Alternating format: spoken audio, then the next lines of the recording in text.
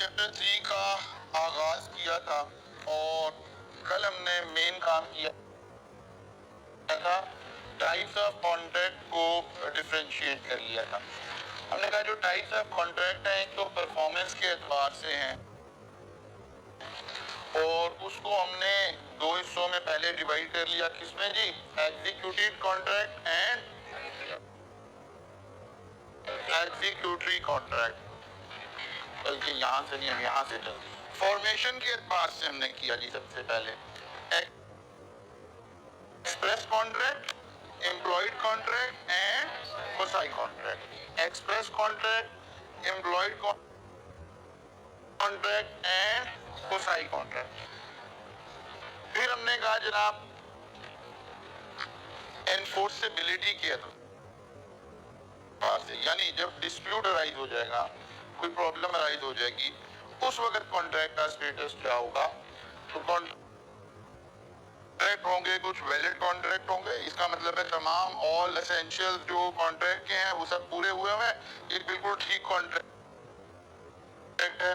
जो agreed party है वो अदालत जाएगी और अदालत अपने जो उसका डिसीजन होगा वो उस पर दे देगी। पॉसिबल एग्रीड पार्टी की फेवर में डिसीजन आ जाएगा, बिठा गया। वॉइड एग्रीमेंट, एक ऐसा एग्रीमेंट जिसको लॉ ने कॉन्ट्रैक्ट माना ही नहीं था, बिकॉज ये शुरू से ही फ्रॉम एब इनिशियो इलीगल था। वॉइड कॉन्ट्रैक्ट, एक ऐसा कॉन्ट्रैक्ट जो हम जिस वक्त कॉन्ट्रैक्ट कर रहे थे बिल्कुल ठीक था, वैलिड था, बाद के सर्कमस्टांसेस ने उसको वॉइड कर दिया। बेटा फ्रंट बेंचर है, बाद के सिचुएशन ने उसको वॉइड कर दिया। वॉइडेबल कॉन्ट्रैक्ट, एक ऐसा कॉन्ट्रैक्ट जिसमें एक पार्टी को, नॉर्मली जाहिर है ये एग्रीड पार्टी होगी, एग्रीड पार्टी को लॉ ये दे रहा है कि अगर आप चाहें तो कॉन्ट्रैक्ट को कंटिन्यू कर लें और अगर चाहें तो कॉन्ट्रैक्ट को वॉइड कर दें। ठीक है ना? ये आगे हम इसके ऊपर काफी डिटेल में बातें भी करेंगे इंशाल्लाह। इलीगल एग्रीमेंट, ऐसे एग्रीमेंट जो डिक्लेयर्ड इलीगल है, जहां ये बताया जा रहा है कि ये काम नहीं किए जा सकते। पाकिस्तान पीनल कोड में जो बातें लिखी हैं वो बातों के रिगार्डिंग। अनएनफोर्सेबल एग्रीमेंट, एक ऐसा एग्रीमेंट जिसमें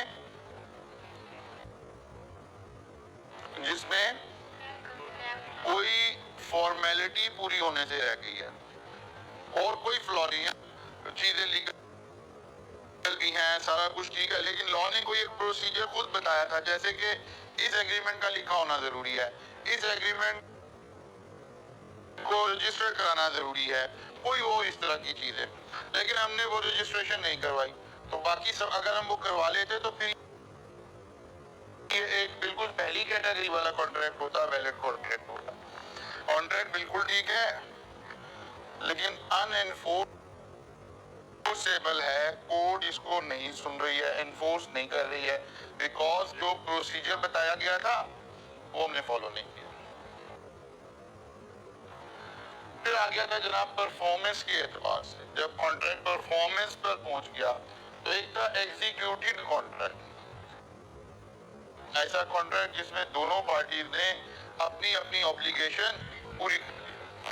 एक ऐसा कॉन्ट्रैक्ट जिसमें दोनों पार्टीज ने अपनी अपनी ऑब्लिगेशन पूरी फुलफिल कर दी, that is called executive contract. Will you purchase my house for ₹10 million, सामने वाले ने 10 मिलियन दे दिए हैं, इसने घर ट्रांसफर कर दिया, कॉन्ट्रैक्ट खत्म। लॉ की लैंग्वेज में हम कहते हैं कॉन्ट्रैक्ट एग्जीक्यूट हो गया या कॉन्ट्रैक्ट डिस्चार्ज हो गया। फिर एग्जीक्यूटरी कॉन्ट्रैक्ट, ऐसा कॉन्ट्रैक्ट जिसमें अभी कुछ होना रहता है। तो सवाल पैदा हुआ क्या दोनों की तरफ से भी रह रहा है काम, ऑब्लिगेशन, या एक पार्टी की तरफ से? अगर एक पार्टी की तरफ से रह गई है तो यूनिलैटरल एग्जीक्यूटिव कॉन्ट्रैक्ट, और अगर दोनों की तरफ से रह रहे हैं तो बाइलैटरल एग्जीक्यूटरी कॉन्ट्रैक्ट। मसलन will you purchase my house for rupees 10 million? जी बिल्कुल ठीक है, ये 10 लाख रुपया पकड़े, हमारी बात पक्की हो गई है और अगले महीने फला तारीख को हम हाउस ट्रांसफर कर लेंगे, ठीक है ना? जी डन हो गया। अब कुछ काम हो गया, कुछ रहता है, 10 लाख दे भी दिए, घर भी ट्रांसफर होने रहता है, तो दोनों पार्टीज ने समथिंग परफॉर्म करना रहता है अभी। तो ये कहाँ आ गया? Bilateral executory contract, unilateral versus bilateral. तो ये हमने असल में एक थोड़ा सा काम किया, हमने सारी बुक में जहां जहां जो अल्फाज आने उसको एक जगह करके और अंडरस्टैंड कर लिया। चले जाओ इधर से, सही जा रहे थे तुम?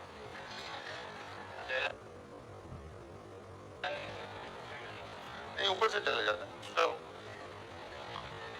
असल में क्लास में एक प्रॉब्लम है, जब कोई क्लास अपनी पूरी कैपेसिटी पे ऑपरेट हो रही हो तो हमें बज़ाहिर एक बात शायद बच्चों को समझ नहीं आती, समझ आती है, समझना चाहते नहीं है, ठीक है ना, कि अब क्लास में बैठने का प्रोटोकॉल क्या चलेगा।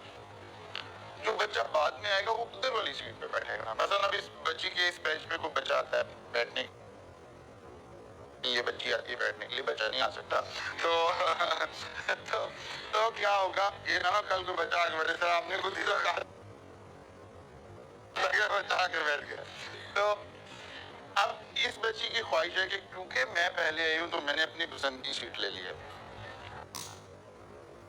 और ये मेरा हक है क्योंकि मैं पहले आई, ठीक है ना। अब प्रैक्टिकली ला ये नहीं कहता, ला ये कहता बैठने का ला ये है कि आपने इधर उधर जाना है, इधर आओ मैं भी लॉ अप्लाई करके इधर आओ, ऐसे नहीं समझ आएगी, पूरी समझ आगे हो सारे अब तुम लोग। ला ये कहता है, ठीक है ना, ये ला कहता है। अगर कैसी वीआईपी सीट रखी है तुम्हारी। अच्छा जी, तो ये हमारे पास जो किताब में जहाँ जहाँ इशू आना था वो हमने क्या कर लिया, एक जगह ले आए सारा कुछ उठाकर, ताकि कॉन्ट्रैक्ट्स की टाइप हमें जरा थोड़ा सा एक दफा क्लैरिफाई हो जाए। आगे चलते हैं जी। अच्छा ये तो छोटी छोटी सी एग्जाम्पल है क्योंकि मैंने बहुत सारी एग्जाम्पल दे दी है, आप इनको देख लेंगे तो बात सारी आपको समझ में आ जाएगी। अच्छा जी, essentials of a valid contract. पहले हमने इंडिविजुअल एसेंशियल्स पढ़े थे, essentials of valid offer, essentials of valid acceptance. Now what are the essentials of a valid contract? वो कहता है सबसे पहला एसेंशियल है कि there must be an offer and acceptance. Rather we can say there must be a valid offer and valid acceptance. क्योंकि अगर offer में ही फ्लो हो गया तो कॉन्ट्रैक्ट तो वहीं खराब हो जाएगा, अगर एक्सेप्टेंस में ही फ्लो हो गया तो कॉन्ट्रैक्ट तो वहीं खराब हो जाएगा। तो there must be valid offer and valid acceptance. Legal relationship, intention to create legal relationship, right, उन्हीं के मिक्स एंड मैच से चीजें बननी है ना। कॉम्पिटेंसीज ऑफ पार्टी, अब ये एक नया टर्म आई है, यहाँ से हम अब आगे चलना शुरू करेंगे कि जो दो लोग कॉन्ट्रैक्ट कर रहे हैं ना, are they competent to contract, यानी क्या लॉ कह रहा है कि आप कॉन्ट्रैक्ट कर सकते हो? कोई भी दो लोग कॉन्ट्रैक्ट कर सकते हैं? आप कहते हैं हाँ जनरली तो बात ठीक है कि कोई भी दो लोग कर सकते हैं, लेकिन ऐसा नहीं है कि कोई भी दुनिया के दो बंदे आपस में कॉन्ट्रैक्ट कर ले जब मर्जी कर लें, ऐसा नहीं है। तो यहाँ हमें कॉम्पिटेंसी पार्टी का पता चलेगा, who is competent to contract, और फिर इसका reversal, who is incompetent competent to contract, ठीक है ना। तो क्योंकि लॉ क्या करता है, एक चीज बता देता है, एग्जामिनर समटाइम उसका रिवर्सल पूछना शुरू कर देता है। लॉ ने फर्ज किया, बताया who is competent to contract, तो एग्जामिनर कहता है who is incompetent to contract. तो कॉम्पिटेंसीज ऑफ द पार्टी देखना पड़ेगा कि कॉम्पिटेंट कौन है, कॉम्पिटेंट कौन नहीं है। Consideration, there must be some consideration, क्योंकि विदाउट कंसिडरेशन तो कॉन्ट्रैक्ट हो ही नहीं सकता, बल्कि एग्रीमेंट भी नहीं हो सकता, ठीक है ना। एग्रीमेंट भी नहीं हो सकता अगर कंसिडरेशन नहीं है, तो प्रॉमिस तक पहुंचेंगे। फ्री कंसेंट, वो जो कल बात हो रही थी कि जो दो लोग कॉन्ट्रैक्ट कर रहे हैं, क्या उनकी कंसेंट फ्री है या गन पॉइंट पे कर रहे हैं या कोई थ्रेट किया हुआ है, या कह रहे हैं कि भाई ये कॉन्ट्रैक्ट करो नहीं तो तुम्हें फिर, समझ रहे हैं। फ्री कंसेंट, और फ्री कंसेंट तो बहुत सारी जगह पे चाहिए। जैसे अभी वो राज साहब ने इंटरव्यू दिया, तो सब लोग क्या क्या बातें कर रहे हैं कि क्या कामरान शाहिद को दिया हुआ इंटरव्यू उन्होंने अपनी फ्री कंसेंट से दिया है, या ये भी प्रेस कॉन्फ्रेंस करवाने का एक नया अंदाज है। इसी पे गुफ्तगू हो रही है ना सारी, जितनी आम माशरे में बातें करें, इसका मतलब है फ्री कंसेंट एक बड़ा अहम, आगे आ जाओ, आगे आ जाओ, देखो मैं लॉ अप्लाई करके दिखाता हूँ, आगे क्या बात, लॉ अप्लाई आज हम ही पकड़े, हाँ अभी इधर अप्लाई हो रहा है, ठीक है, ये बात ज्यादा इधर अप्लाई हो रहा है, आगे हो जाएगा बात इधर एक नहीं, एक बार और भी है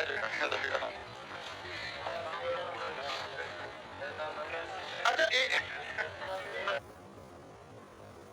कल से लेट आएंगे लेकिन जब मैं आऊंगा फिर लॉक कर दूंगा, ठीक है ना, फिर मसला हल होगा। अच्छा आगे चलते हैं।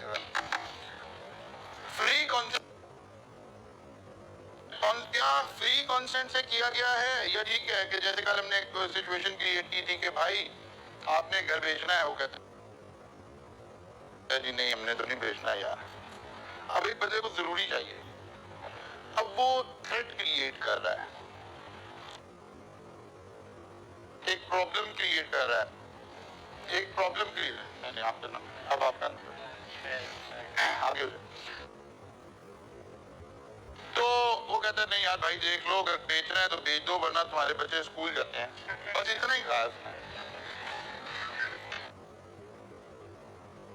बात समझ आ रही है क्या? ये आप ऐसे भी दे रहे हैं, ऊपर वाला सारा काम हो रहा है, ऑफर भी करवाई है, एक्सेप्टेंस भी करवाई है, लीगल रिलेशन भी क्रिएट करना चाहते हैं, सारा कुछ ठीक है, लेकिन ये बंदा तो घर बेचना ही नहीं चाहता था, फ्री कॉन्सेंट नहीं है। तो अगर कॉन्सेंट फ्री नहीं है तो फिर भी कॉन्ट्रैक्ट ठीक नहीं है। फिर आ गया लॉफुल ऑब्जेक्टिव, कहता भाई एक बंदा ऑफर करवा रहा है, दूसरा एक्सेप्ट कर रहा है, ऑफर करवाने वाला एक्सेप्ट करने वाला, ये सारे मामला, लेकिन there must be lawful objective. Offer करवाई यार तुम बंदा मार दोगे, मैंने कहा मार देंगे यार, मैंने कहा 1 करोड़ रुपया लूंगा, कहता थोड़े कम करो, तो अब ऑफर भी है, एक्सेप्टेंस भी है, सारा कुछ है, लेकिन भाई ऑब्जेक्टिव लॉफुल नहीं है। तो यहाँ पर पता चलेगा कि वो जो हम लीगल बातें कर रहे थे कि भाई लॉफुल होना जरूरी है। फिर आ गया नॉट एक्सप्रेसिवली डिक्लेयर्ड एज, वो कहते हैं कुछ एग्रीमेंट्स ऐसे हैं जिसे लॉ कहता है कि आप ये एक एग्रीमेंट कर भी लेना तो कॉन्ट्रैक्ट नहीं है, ये वॉइड एग्रीमेंट है, आप ये वाली एग्रीमेंट नहीं कर सकते हैं, भले ये ऊपर वाली 6 बातें सारी पूरी कर दें तब भी ये वाली बात एग्रीमेंट में कन्वर्ट नहीं हो सकती। पीछे एक बेंच खाली नजर आ रहा है, गर्ल्स की तो इधर भी अभी बड़ी जगह है, इधर भी अप्लाई करेंगे रूल, समझ लगे, ठीक है ना। अच्छा जी, नॉट एक्सप्रेसिवली डिक्लेयर्ड एज से हर पॉइंट को हमने डिटेल में देखना है, ठीक है ना। और फिर आ गया सर्टेनिटी। कॉन्ट्रैक्ट ऐसी बातों पे किया जा सकता है विच आर सर्टेन। अनसर्टेन चीजों का ऐसा हो गया तो हम ऐसे करेंगे। फिर सर्टेनिटी को भी एक्सप्लेन करना है कि हाँ कुछ चीजें थोड़ी सी अनसर्टेन होंगी, वहां भी कॉन्ट्रैक्ट हो सकता है, लेकिन जो बिल्कुल ही अनसर्टेन होंगी वहां कॉन्ट्रैक्ट नहीं हो सकता। आगे आगे क्या गया, पॉसिबिलिटी ऑफ परफॉर्मेंस भी इसी तरह की एक बात आ गई। और फिर आ गया, और अगर उस लॉ की कोई लीगल फॉर्मेलिटी है वो पूरी करे, वरना तो आखिरी वजह से ये अनएनफोर्सेबल में कन्वर्ट हो जाएगा, फजूल में। आपने ऊपर वाली 9 बातें पूरी कर दी है, लेकिन उन्होंने कहा था नहीं यार ये लॉ, ये वाला कॉन्ट्रैक्ट जो है ना लिखा होना जरूरी, आपने लिखा नहीं, अनएनफोर्सेबल हो गया। उन्होंने कहा यार ये वाला लॉ जगह पर रजिस्टर्ड करवाना पड़ेगा। रेंट एग्रीमेंट है जी, थाने में रजिस्टर करवा देंगे। अब आपने थाने में रजिस्टर नहीं करवाया, बाकी सारी बातें पूरी हो, कॉन्ट्रैक्ट भी ठीक है, सारा कुछ ठीक है, लेकिन अनएनफोर्सेबल में कन्वर्ट हो गया। इसका मतलब है there are 10 essentials of valid contract. फिर वही सिचुएशन, 3 तरह के सवाल, समटाइम एमसीक्यूज बेस कोई बातें पूछी जा रही हो, sometime direct theoretical question, what are the essentials of valid contract? What are the essentials of, बेटा आ गया फर्स्ट पेज पे, what are the essentials of valid contract? और तीसरा सवाल, आपको एक सिनेरियो दे दिया जाए, बताया जी कॉन्ट्रैक्ट हुआ है कि नहीं हुआ। अब आप देख रहे हैं कि यार क्या ऑफर आई थी और एक्सेप्टेंस हुई थी, या लीगल रिलेशनशिप बनाने का मकसद था, क्या ये पार्टीज कॉम्पिटेंट टू कॉन्ट्रैक्ट थी, क्या इस कॉन्ट्रैक्ट में कंसीडरेशन इन्वॉल्व हुई है, क्या सामने वाले बंदे की फ्री कंसेंट ली गई है कि नहीं ली गई है, क्या लॉफुल ऑब्जेक्टिव था कि नहीं था। अब आपने ऐसे 10 बातें अप्लाई करके देखी, सॉरी 7 वाला करना है, सारे एक्सप्लेन करना है, अभी तो इंट्रो चल रहा है, प्रोमो चल रहा है, ठीक है ना। अब 1 बाय 1 आने लगे हैं जनाब। Offer and acceptance, there must be valid offer and its acceptance is in valid contract, and there must be valid offer and valid acceptance. अब ऑफर एंड एक्सेप्टेंस को हम अपनी बड़ी डिटेल में पढ़ चुके हैं, इसमें तो कोई प्रॉब्लम नहीं है। Legal relationship, the parties to an agreement must create legal relationship, वही intention to create legal relationship, यहाँ वही बातें लिख सकते हैं, सोशल, डोमेस्टिक, रिलीजियस कॉन्ट्रैक्ट से रिलेटेड बातें लिख सकते हैं, ठीक है ना। तो it is presumed in commercial agreements that parties intend to create legal relationship, ये वही वाली बात है जो पहले भी हम ये लफ्ज इस्तेमाल कर रहे हैं। हमने यही आपको बार बार कह रहे कि लॉ ने ऐसे ही चलना है। कुछ बातें पीछे डिस्कस हुई थी, उनकी कुछ डिटेल अब यहाँ आ गई है, कुछ यहाँ डिस्कस हो रही हैं और उनकी डिटेल्स आगे आ रही होगी। ऐसे ये बिल्डिंग जो है वो लॉ पर तैयार होना शुरू होगी इंशाल्लाह। यहाँ फिर वही वाली एग्जांपल मैंने जस्ट आपको रिमाइंड करवाने के लिए कि पिछले चैप्टर में ये बातें हमने ऐसे ही की थी, एक्सेप्टेंस और ये सारी बातें आ गई, और वही सोशल डोमेस्टिक और वो सारी बातें यहाँ पर हमें नजर आई। Competency of the party, actually यहाँ से शुरू होने का। Parties to agreement must be competent to contract. In other words, the person must, अब competent की definition आती है, be of the age of majority। पहली बात, उस बंदे की जो एज है वो मेजोरिटी की एज हो, यानी माइनर ना हो। मेजोरिटी का रिवर्सल क्या आ गया, माइनॉरिटी आ गया, माइनर आ गया। बी ऑफ साउंड माइंड, ज़हनी तौर पर सही हो, पागल ना हो, कोई मेंटल डिजीज ना हो, कोई डिसऑर्डर ना हो, and not be declared as disqualified from contracted by any law to which he is। एक तो पहले लॉ का मिजाज ये वाला समझे। टैक्स जहां आप पढ़ रहे हैं, उसूली तौर पे टैक्स एक ऐसा सब्जेक्ट है जहां लॉ का मिजाज समझना है, लॉ की राइटिंग समझनी है। लेकिन जहां जहां मुझे मौका मिलेगा चलिए मैं आपको एक्सप्लेन करता जाऊंगा। जैसे ये 3 पॉइंट लिखे हैं, 4 लिखने होंगे, 5 लिखने होंगे। अगर सेकंड लास्ट पॉइंट से पहले लफ्ज ए लगा दिया जाए तो इसका मतलब होता है ये सारे एट द सेम टाइम पूरे होने जरूरी है। और अगर सेकंड लास्ट से पहले और लगा दिया जाए तो कोई एक पूरा होगा तो आप क्वालिफाई कर जाएंगे, ठीक है ना। इसका मतलब है जब कोई शख्स who is competent to contract, he must be major, he must be sound mind, he must not be declared disqualified by law। यानी इसका मतलब है यहाँ से एक और इशारा मिल गया फिर किसी अगले चैप्टर में जाकर आएगी कि there are some people who are disqualified by law। ये ला कह रहा कि भाई आप कॉन्ट्रैक्ट नहीं कर सकते, ठीक है ना। हो सकता है टेम्परेरीली कह रहा हूं कि इस टाइम फ्रेम में आप कॉन्ट्रैक्ट नहीं कर सकते। जैसे आप अक्सर देखते हैं कि कोई बंदा पुलिस की कस्टडी में है और वो एक स्टेटमेंट दे देता है, ये हो गया वो हो गया। इस स्टेटमेंट की कोई हैसियत नहीं होती सिवाय इसके अखबारात की जीनत बनाने से। थोड़े दिन इसे मीडिया पे लोगों का ट्रायल करने के लिए इस्तेमाल कर लें, इसकी कोई लीगल हैसियत नहीं। बिकॉज जब बंदा कोई पुलिस की कस्टडी में है तो उसकी फ्री विल कोई नहीं है। और अगर कोई आदमी जेल में है तो हम आगे बढ़ेंगे भी कि उस वक्त तो मतलब कोई पॉलिटिकल स्टेटमेंट, कोई और स्टेटमेंट तो छोड़े, एक शख्स जेल में है तो मैं यार बड़े मसाइल आ गए हैं मेरे ऊपर, बड़ी मुश्किल में हूँ,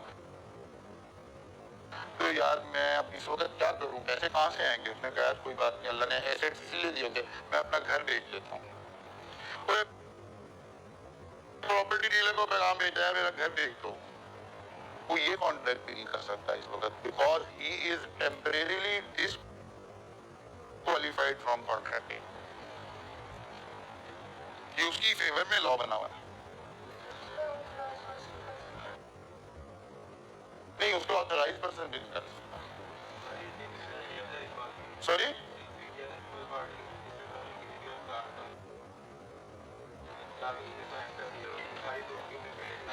हम इस क्लास के अंदर लीगल बातें कर रहे हैं। हमारे मुल्क में कानून इस बाउंड्री के अंदर हमने लीगल गुफ्तगू करनी है। मुल्क इसलिए तो होते हैं कि मुल्क में कानून अप्लाई नहीं होता। जैसे हम कहते हैं जी अगर रेड सिग्नल है तो भाई क्रॉस नहीं कर सकता, तो सर मैं कर दिया, अब इसका तो कोई जवाब नहीं है। उसका तो कोई जवाब नहीं। तो अनफॉर्चुनेटली हम लीगल बातें कर रहे हैं, ठीक होगी ना बात। तो कहते हैं भाई सबसे अहम बात, एक अहम तरीन बात ये क्या है, competencies of the party. Who is competent to contract, जिसमें 3 ingredient at the same time available. He must be at the age of majority, be of sound mind, not be declared as disqualified from contracting।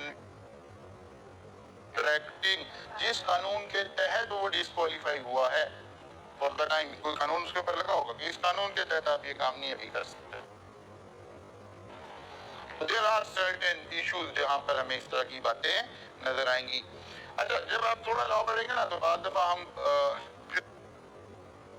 वही बात है, कमरे से बाहर political बातें हो रही होगी, तो मैं आपको थोड़ी अंडरस्टैंडिंग क्रिएट होगी कि नहीं यार ये लॉ यही कहता है भाई, ऐसे ही होना था। अरे कभी वाकया कोई साल 1.5 साल 2 साल पहले एक वाकया हुआ था इस्लामाबाद में, एक एम्बेसडर ने शराब पी हुई थी और उसने एक बंदे को टक्कर मारी और बंदा मर गया था। ठीक है, पाकिस्तानी शहरी एक किसी मुल्क के एम्बेसडर की गाड़ी के टकराव की वजह से मर गया, और वो टोटली उस एम्बेसडर की मतलब एक्सीडेंट नहीं था, वो बिल्कुल उसने शराब पी रखी थी और इस वजह से हो गया। और हम सारे जज्बाती होते थे ये फलां तो ऐसी की तैसी, तो कुछ भी नहीं कर सकते, लॉ ये कहता है। ये जो एम्बेसडर्स होते हैं इनके ऊपर कानून अप्लाई नहीं होता उसमें, तो यार ये बड़ी बदतमीजी की बात है। नहीं हमारे वाले पे भी नहीं होता, जो हमारे एम्बेसडर उस मुल्क में उन पे भी नहीं होता। कोई पुरानी बात है, हमारे एक एम्बेसडर उधर से यूएसए में थे, उन्होंने वहीं शादी कर ली, तो वो कोई शादी कर लिया, वो पाकिस्तानी मिजाज बनते थे, कभी कोई वायलेंस हो गई घर में, डोमेस्टिक वायलेंस हो गई, तो बेगम ने चकरा दिया। तो अब वो जनाब एम्बेसडर हैं, बच्चा हो गया, मुसीबत बढ़ गई कि क्या करे, उनका मुल्क का कानून, लेकिन वो उस वक्त रिलीफ कैसे मिला उन्हें, इसी बात से मिला कि जनाब मैं तो एम्बेसडर हूँ, मेरे पे तो मुल्क का लॉ अप्लाई, आप पे अप्लाई हो जाए ना, आपने आप एम्बेसडर नहीं है, बात समझ आई है ना।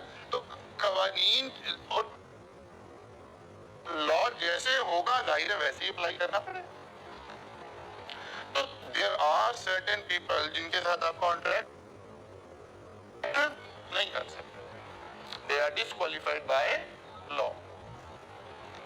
Capacity to contract या competency to contract, तो दो बातें, वही लॉ क्योंकि रिवर्सल पूछ लेता है, तो लॉ ने तो अभी हमें बताया who is competent, लेकिन हम चाहेंगे कि साथ ही देख लें who is incompetent। अगर competent में क्या गया जी, वो मेजर हो।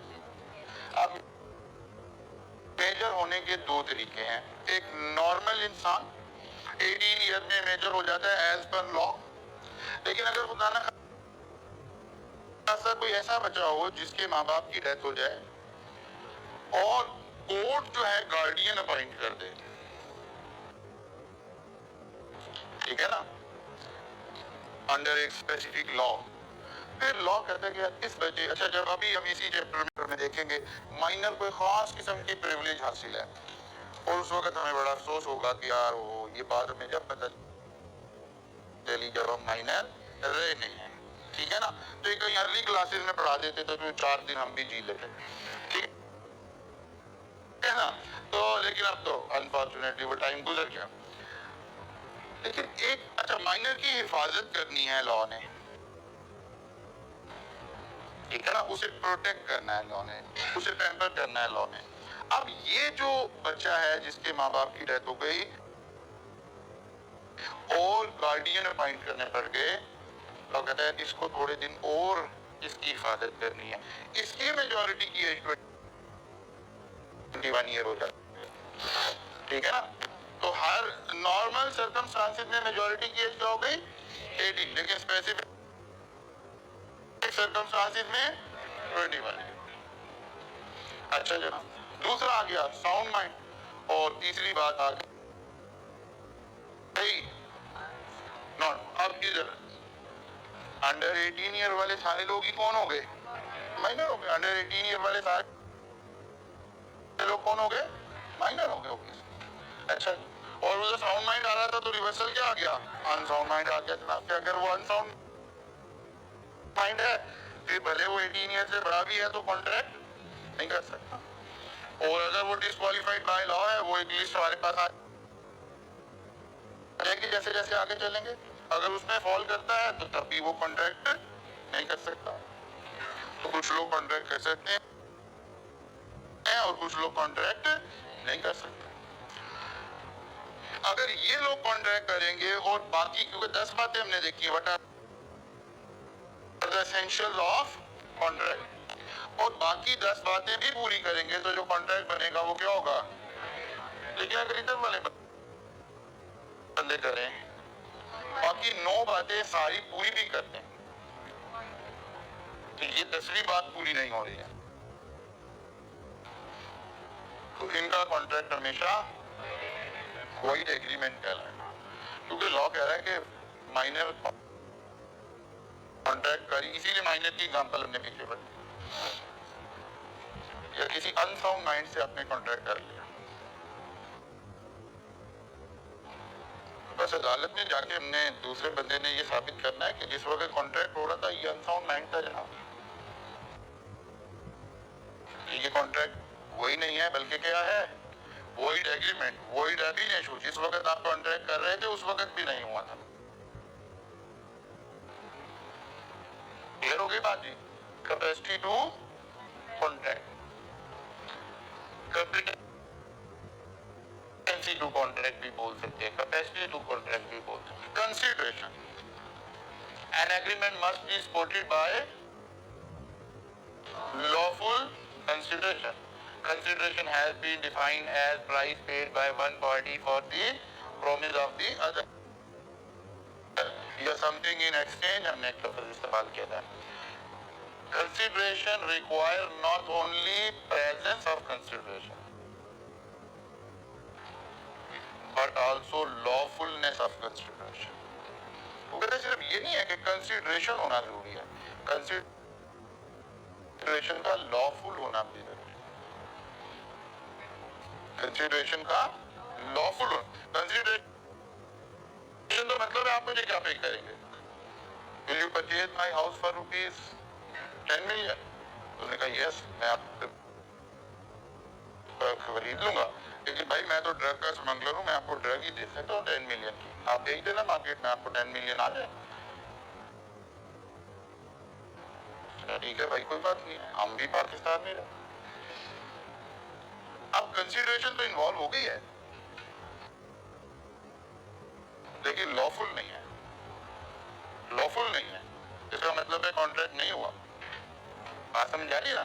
कंसीडरेशन होनी भी जरूरी है और लॉफुल भी होनी जरूरी है। हाँ, कंसीडरेशन में लॉ ने क्या बात नहीं की है, कंसीडरेशन में यहाँ ये नहीं कहा कि कंसीडरेशन का फेयर मार्केट वैल्यू होना भी जरूरी है, ये नहीं कहा। ये कंसीडरेशन का मुनासिब होना भी जरूरी है। मतलब एक घर की कीमत 10 मिलियन है,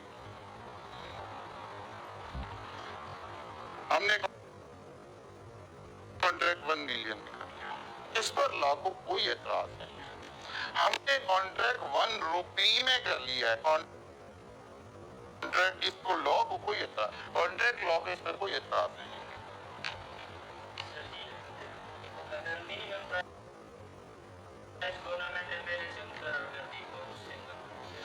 वो तो फिर फॉर्मेलिटीज वाली बात आ गई ना, मिनिमम करती हो कोई फर्क नहीं पड़ता। जैसे प्रॉपर्टीज की कुछ प्राइसेस गवर्नमेंट कर देती है, डीसी रेट एक होता है, वो गवर्नमेंट कहती है कि यार ये डीसी रेट हमने इसलिए बनाया कि हमने टैक्सीज इस रेट पर लेने हैं, आप आपस में जो मर्जी प्राइस करें, हमारा इससे कोई ताल्लुक नहीं। मैं वही कह रहा हूँ ना, गंदम के ऊपर कोई और लॉ लगेगा अगर लगेगा तो अच्छा ये भी समझनी है बात, जब हम जो लॉ पढ़ रहे होते हैं ना, ये हम उस लॉ की नजर से चीजों को देख रहे हैं। अब मुल्क में तो डिफरेंट कवानीन है, मसलन हम एक जगह यहाँ हम कह रहे हैं कि लीगल होना चाहिए, ये होना चाहिए, फिर और लॉज हैं जो इलीगल बातों को बड़ी सख्ती से रोकेंगे। वहाँ जो है वो सजाएं और बाकी बातें आ रही होगी। लेकिन आप अभी आप में से बहुत सारे बच्चे टैक्स पढ़ रहे होंगे, ठीक है ना। इनकम टैक्स लॉ क्या कहता है, वो कहते हैं भाई आपने इनकम पर टैक्स देना है, भले वो इलीगल इनकम ही क्यों ना हो। इनकम टैक्स को कोई एतराज नहीं है कि आप क्या करते हैं? कहते सर हम सर्विसेज प्रोवाइड करते हैं। कहते नहीं कौन सी? कहते हम टारगेट किलिंग की सर्विसेज प्रोवाइड। कहते कोई बात नहीं, करते रहे, मुझे टैक्स दे दें, बताएं कितने पैसे कमाए। अब इनकम टैक्स वाला बंदा पूछा होगा, अच्छा जी बताओ जी एक बंदा मारने के कितने पैसे लेते हो, इस साल टोटल कितने बंदे मारे हैं, आपके ऊपर नॉर्मल टैक्स ईयर अप्लाई होना है कि स्पेशल टैक्स ईयर अप्लाई। उसे कोई फर्क नहीं पड़ा कि यार ये बंदे मारे हैं, कोई फर्क नहीं। इनकम टैक्स वाले को कोई फर्क नहीं पड़ा। आपने स्मगल चीजें ली, स्मगलिंग इज अ क्राइम, और आजकल तो ज्यादा बड़ा क्राइम है, ठीक है ना? तो स्मगलिंग इज अ क्राइम, लेकिन इनकम टैक्स वाले को कोई फर्क नहीं पड़ रहा। कहता है कितनी चीजें की है स्मगल, फिर बेची कितने की है, अच्छा इतना प्रॉफिट हुआ, चलो जी टैक्स देना। वो देख रहा है एनटीआर में लाना है कि एफटीआर में लाना है, वो अपने लॉ के ऊपर लगा हुआ है, उसे बाकी लॉ से कोई सरोकार नहीं है।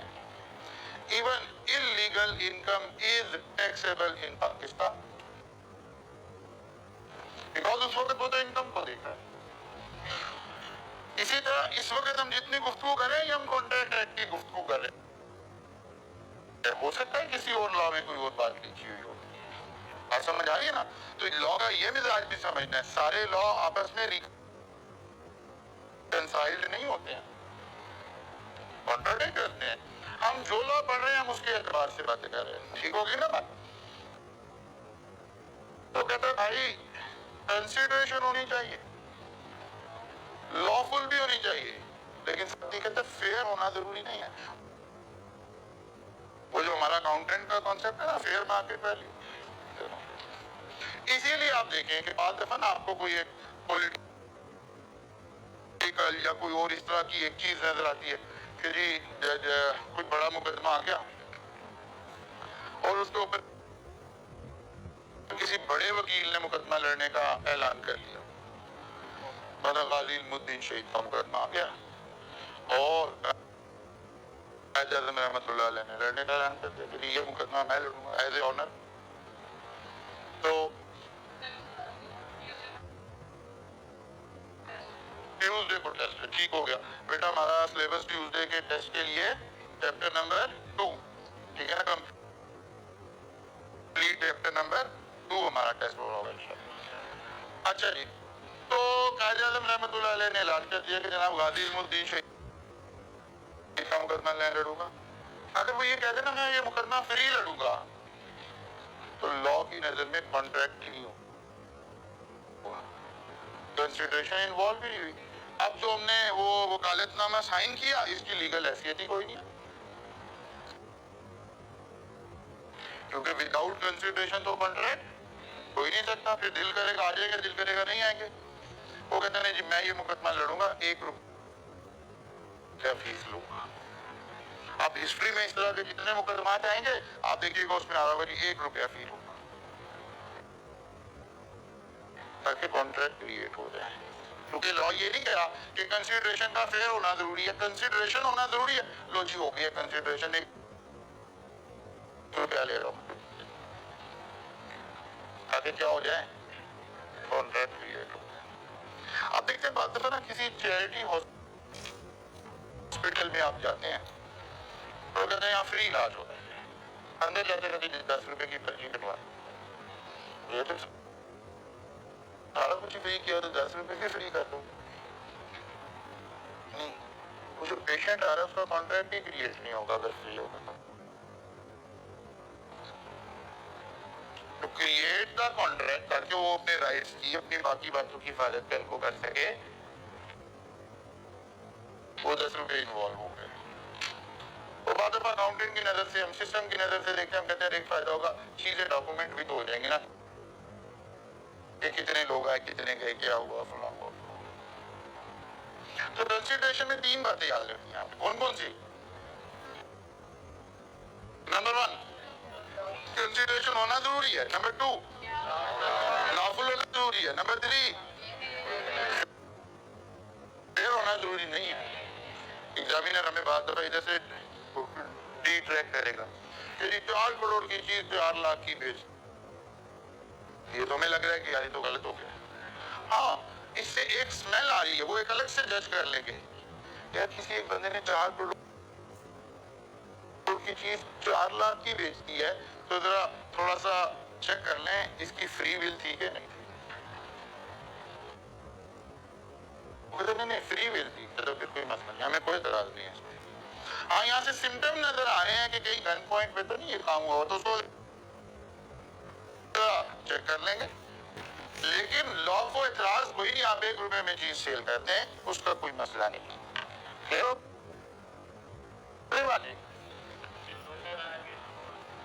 जी, तोशा खाना पहले तो बात है, पॉलिटिकल केसेस को क्लास में डिस्कस करेंगे ना तो जरा कुछ बच्चे हर्ट हो जाएंगे, ठीक है और कुछ खुश हो जाएंगे। तो टीचर बेचारा वो मासूम इंसान होता है जो सबको कुछ करने की कोशिश कर रहा था, तो प्रॉब्लम यहाँ है। लेकिन तोशा खाना केस में ये कहाँ कहा जा रहा है कि आपने सस्ती चीज भेज दी है या महंगी भेज दी है, ये तो डिस्कस नहीं हो रहा। वहां तो डिस्कस हो रहा है कि यार इसकी लीगल साइड को एक तरफ करते हैं, इसकी सोशल साइड देखें कि जो हुआ क्या उसमें। अब तो जमाने जरिए आम है, उसमें कोई प्रॉब्लम नहीं है। सऊदी किंग ने उसमें एक घड़ी बनवाई, ये स्पेशलाइज्ड वॉच है, ठीक है, और 2 घड़ियां बनवाई उसने, एक मोहब्बत के इजहार के स्टाइल था, दुनिया की घड़ियां हैं, अगर जी एक मेरे लिए बना दें, एक खान साहब के लिए, खान साहब को घड़ी गिफ्ट कर दी गई। खान साहब मलंग आती, ठीक है, उन्होंने अपने स्टाइल में, ना उन्होंने कभी जाहिर सियासत की थी, ना उन्हें किसी प्रोटोकॉल का पता था। हाँ, वो एक सच्चा खरा इंसान होगा, ये एक अलग से कहानी है, लेकिन कुछ सियासत और उसके आदाब, कुछ किसी सीट के आदाब है। उन्होंने लाके वो घड़ी जनाब बेचने के लिए दे दी। अब क्योंकि घड़ी दुनिया की यूनिक थी, वो जब घड़ी गई तो वो इतनी महंगी घड़ियां जो है वैसे थोड़े खरीदी जा रही होते हैं, वो घड़ी की कंपनी को से पूछा गया कि क्या फेक तो नहीं है, कंपनी ने कहा है ये तो दो बनाई थी, ये बिकने आ गया। उन्होंने ठाक उठा के सऊदी अरब के उसको फोन कर दिया, ना आपकी घड़ी बिकने आ गई है। की बात है भाई, हमारा मतलब आप छोड़े सारे मामला को, आप किसी को गिफ्ट दें ना, आम अपने किसी रिश्तेदार को गिफ्ट दें और आपको पता चले ना गिफ्ट उसने खुद नहीं इस्तेमाल किया, किसी और को दे दिया, बेचा नहीं है, किसी दे दिया, तब भी आप नाराज हो जाते हैं कि यार ये क्या बात है।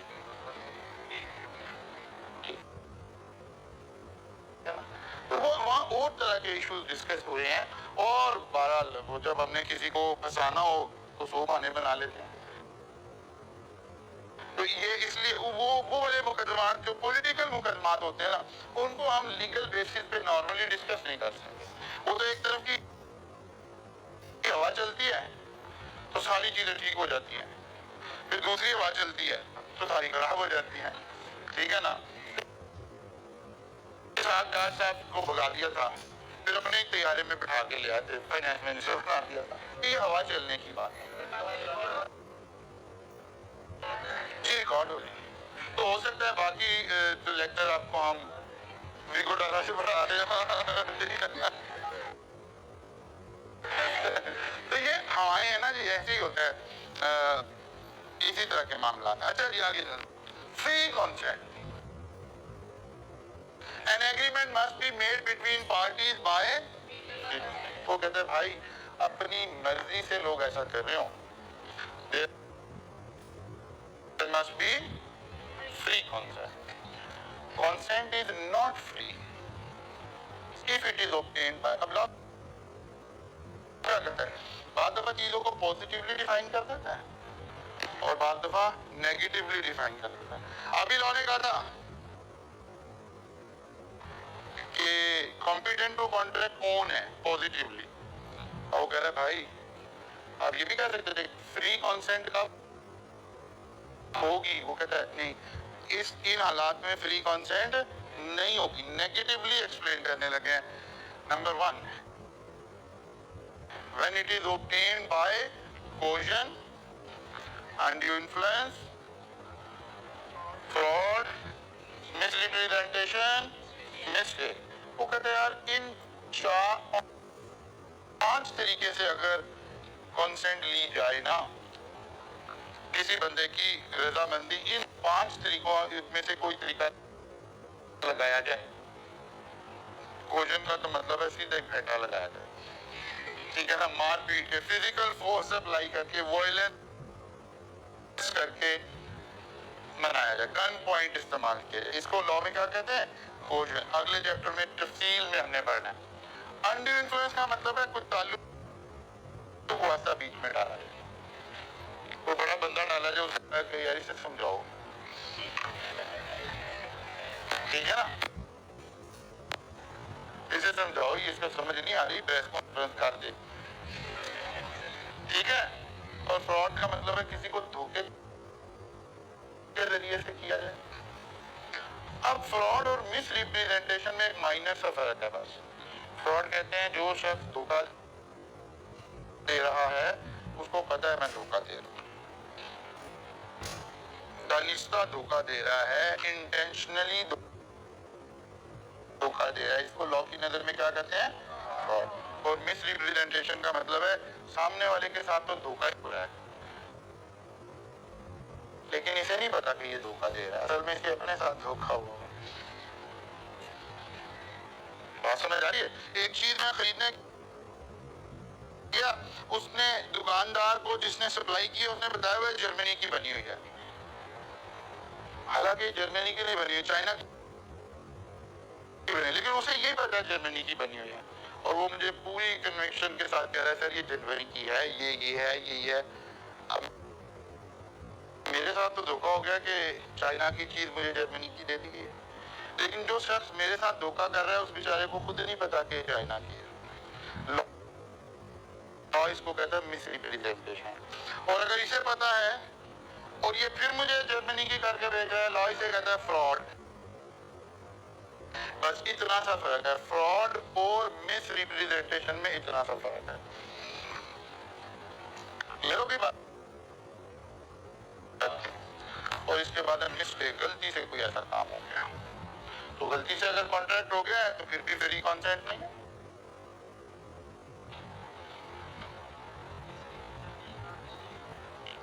मिस रिप्रेजेंटेशन में, मिस्टेक में तो है ना गलती हुई है। गलती कैसे हुई है? मसलन हम दो लोग आपस में समझने से गलती कर रहे हैं। मसलन एक शख्स के पास 2 गाड़ियां थी,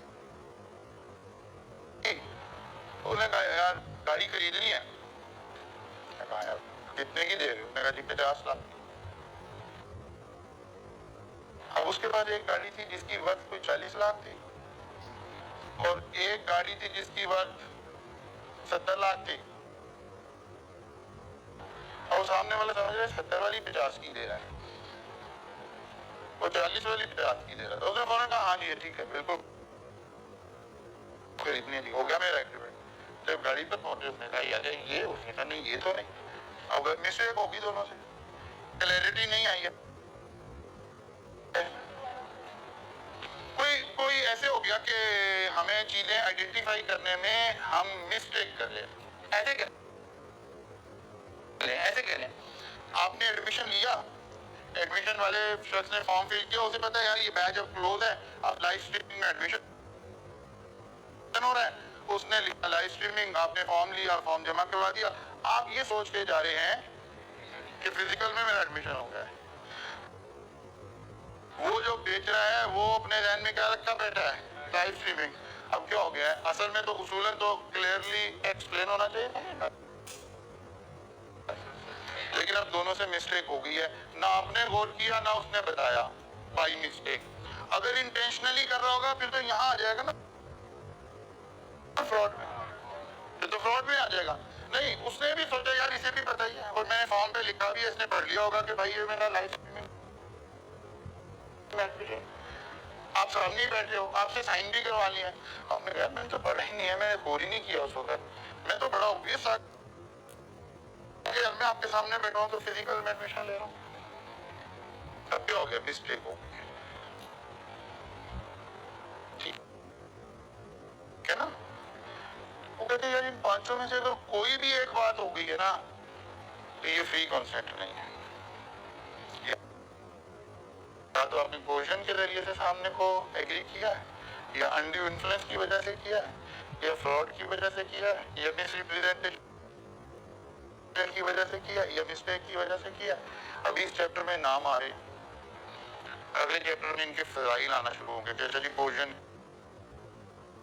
क्या होती है, अगर हो गई है तो क्या होगा, फिर इफेक्ट क्या पड़ा, अगर अनड्यू इन्फ्लुएंस है तो कैसे हुआ, फ्रॉड है तो कैसे हुआ, मिसरिप्रेजेंटेशन है तो कैसे हुआ, लॉ का मिजाज वही है। आगे चलेंगे तो तफसील आना शुरू हो जाएगी। पिछले वाली स्लाइड की भी आगे चलेंगे तो तफसील आएगी, क्योंकि यहाँ को कुछ बातें इशारों में हो गई, लाइक आखिरी वाली बात particular not be declared as disqualified. तो ये बात तो पेंडिंग आएगी कि यार कौन कौन लोग हैं जो डिक्लेयर्ड डिस्क्वालिफाइड है। ये तो पता चल गया कि अगर किसी बंदे को लॉ डिस्क्वालीफाई कर दे तो वो कॉन्ट्रैक्ट, लेकिन ये नहीं पता चला कि लॉ ने किस किस को डिस्क्वालीफाई कर रखा है भाई। आइंदा हमने किसके साथ कॉन्ट्रैक्ट करते हुए एहतियात करनी है, ये बात तो नहीं पता चली। तो मतलब है अभी कुछ चीजें आने वाली हैं, कुछ चीजें पेंडिंग है। इसी तरह से यहाँ पर हमें ये तो पता चल गया अगर इनमें से कोई काम करके कंसेंट ली गई है इन पांच बातों से, तो ये कंसेंट काबिल कबूल नहीं है, that is not a free consent. लेकिन कोशन कैसे अप्लाई होती है, क्या कब लॉ की नजर में कोशन अप्लाई हुई, कब लॉ की नजर में अनड्यू इन्फ्लुएंस आया, कब लॉ की नजर में फ्रॉड हुआ, कब लॉ की, अभी ये डिटेल रहती है। इसका मतलब है अभी फर्दर यहाँ से आगे चलेंगे तो कुछ और तफसील आएगी लॉ के अंदर। लेकिन फॉर द टाइम बिंग अगर सवाल ये पूछा जाए व्हाट इज फ्री कंसेंट, तो ये हमें पता चल गया कि फ्री कंसेंट है, लेकिन लॉ ने इसको नेगेटिवली डिफाइन किया है। Consent is not free if it is obtained by. इसका मतलब अगर ये पांच तरीके इस्तेमाल नहीं किए गए तो फिर कंसेंट हमेशा फ्री है, कि बाकी इंग्रेडिएंट पूरे करने की जरूरत है। तो हम पढ़ क्या रहे हैं, हम पढ़ रहे हैं एसेंशियल्स ऑफ वैलिड कॉन्ट्रैक्ट। तो इसमें 10 बातें 5 तक पहुंच गए हैं, 5 कल से। Offer and acceptance, legal relationship, competencies of party, consideration, free contract. अब ये 3 नहीं आई है, पिछली 2 तो हमें पहली पता थी। Competencies of party must be competent to contract. Who is competent, who is incompetent. Consideration, 3 बातें, lawful होनी चाहिए, legal होनी चाहिए, consideration होनी चाहिए, legal होनी चाहिए, lawful होनी चाहिए, fair होना जरूरी नहीं है। Free consent, consent free होनी चाहिए। कब फ्री नहीं होगी, कोशन से, अनड्यू इन्फ्लुएंस से, फ्रॉड से, मिसरिप्रेजेंटेशन से, मिस्टेक से, ठीक है ना। कल आएंगे तो इंशाअल्लाह ताला यहाँ से आगे चलेंगे, पहले मैं जाऊंगा फिर आप जाएंगे।